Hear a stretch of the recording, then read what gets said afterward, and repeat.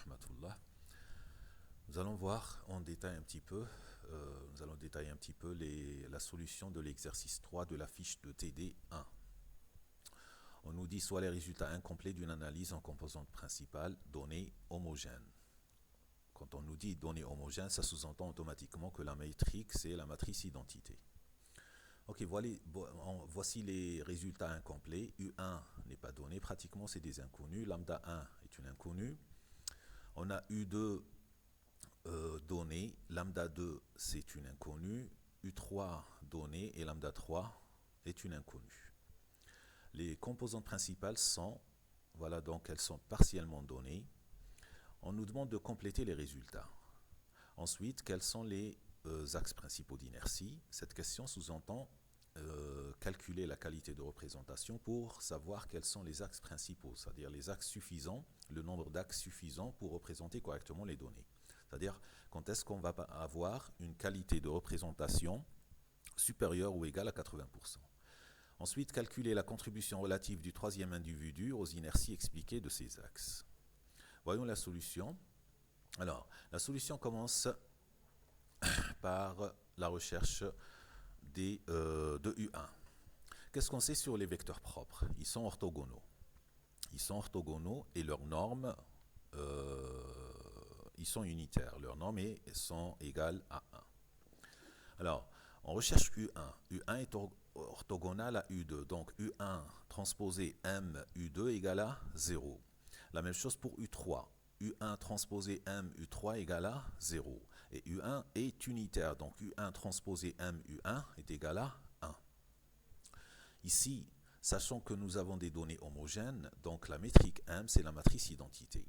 En remplaçant U1 par ce qui est donné et U2, U3 par les données de l'exercice, nous allons tomber sur ces trois équations. À partir de là, on va déduire les composantes de U1, c'est-à-dire petit U1, petit U2 et petit U3. Finalement, nous allons trouver 6U1 au carré égale à 1. Donc, U1 au carré est égal à 1 sur 6. Ça veut dire que U1 est égal à plus ou moins 1 sur racine de 6. Rappelez-vous, quand il s'agit d'un vecteur propre, le vecteur propre directeur de l'axe unitaire, c'est soit le vecteur, soit sa négation. C'est toujours ça. Le vecteur unitaire, on a dans les deux sens un vecteur unitaire, c'est-à-dire dont la norme est égale à 1, selon la métrique de l'espace. Voilà donc, nous avons trouvé U1. Ensuite, maintenant, nous allons aux composantes principales. C'est des données incomplètes. Nous allons commencer par les propriétés de ces composantes principales. Nous savons que pour C2, il y a juste une inconnue qui est T. Pour C3, il y a juste une inconnue qui est E ici. Et sachant que la moyenne des composantes principales est égale toujours à 0, donc on va déduire rapidement T et E. C'est-à-dire que la somme des composantes, la somme des éléments de la composante principale doit être égale à 0. Donc, pour T, nous allons trouver T égale à 1, et pour E égale à moins 4. Il faudrait que T plus moins 2, plus 3, plus 1, plus moins 3 soit égal à 0, pour que la moyenne de ces deux soit égale à 0. Et la même chose pour E. E plus 2, plus moins 13, plus 20, plus moins 7 doit être égal à 0, pour que la moyenne soit égale à 0. À partir de là, donc, on déduit T et E. Et on déduit T et E, nous allons utiliser, donc, nous allons trouver les deux composantes principales, il y a C2 et C3. Alors, comment déduire les éléments de la composante principale C1? Il suffit d'utiliser la relation qui lie les composantes principales entre elles. Nous savons que c'est des variables indépendantes, donc le coefficient de corrélation entre ces variables, entre les composantes principales, doit être égal à 0. D'où, puisque le coefficient de corrélation est égal à la covariance divisée sur le produit des écarts types, donc la covariance doit être égale à 0. Et voici la formule de la covariance étant donné que les moyennes des CK sont nulles. À partir de là, donc, on utilise pour cette équation, pour cette composante principale, c'est-à-dire C1, sa propriété qui est sa moyenne égale à 0 pour avoir une équation entre les inconnus x, y, z.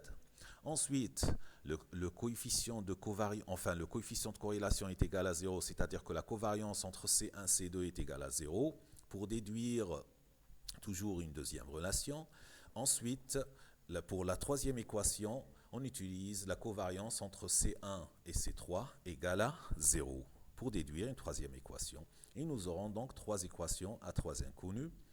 En remplaçant donc, en résolvant le système, nous allons trouver ces inconnus qui sont x, y, z, et d'où nous avons trouvé ici C1. Voilà donc, nous avons les UK et les CK. L'étape suivante, pour pouvoir calculer la qualité de représentation, il faut avoir les lambda K, c'est-à-dire les valeurs propres. Les valeurs propres ne sont rien d'autre que les variances des CK. Lambda K, c'est variance de CK. Nous calculons donc les variances de nos trois composantes principales pour déduire les trois valeurs propres.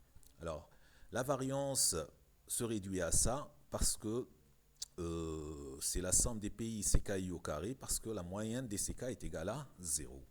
Et donc, en remplaçant, nous allons trouver lambda 1 égale à 4,66 pour C1. La variance de C2, devient 4 et c'est elle-même lambda 2. Et la variance de C3, c'est 1,07 et c'est elle-même lambda 3. Et nous aurons donc lambda 1, 4,66, lambda 2, 4 et lambda 3, 1,07.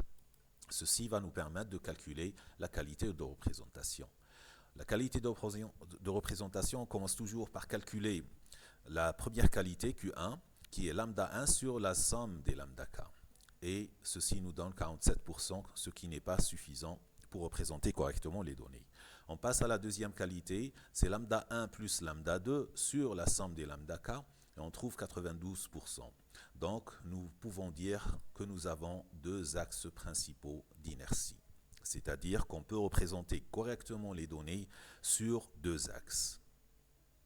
Ensuite, à la question suivante, on nous demande de calculer la contribution relative du troisième individu, le troisième je crois, non, calcul du troisième individu, voilà, aux inerties expliquées de ces axes, c'est-à-dire aux inerties expliquées des axes principaux d'inertie, c'est-à-dire l'axe 1 et l'axe 2. Alors, la contribution relative d'un individu XI à l'inertie expliquée de l'axe UK se calcule de cette manière. C'est PI CKI au carré sur lambda K, tout simplement, sur la somme des PI CKI au carré, qui est la variance de CK, qui est lambda K. Donc, PI CKI au carré sur lambda K. Donc, en remplaçant donc pour l'axe 1, et I, c'est le CKI, c'est-à-dire c'est le C1, 3, on calcule la contribution relative du troisième individu à l'inertie expliquée de l'axe 1. Et ça nous donne 0,32. De la même manière, on remplace pour l'axe 2, on calcule donc la contribution relative du troisième individu à l'inertie expliquée de l'axe 2 et on trouve 0,17. Il suffit de remplacer dans cette formule, c'est-à-dire celle-là. Voilà donc pour l'exercice, pour cet exercice, c'est-à-dire l'exercice 3 de la fiche TD 1. Si vous avez d'autres questions, vous les posez comme vous voulez. Voilà, ok, bonne continuation.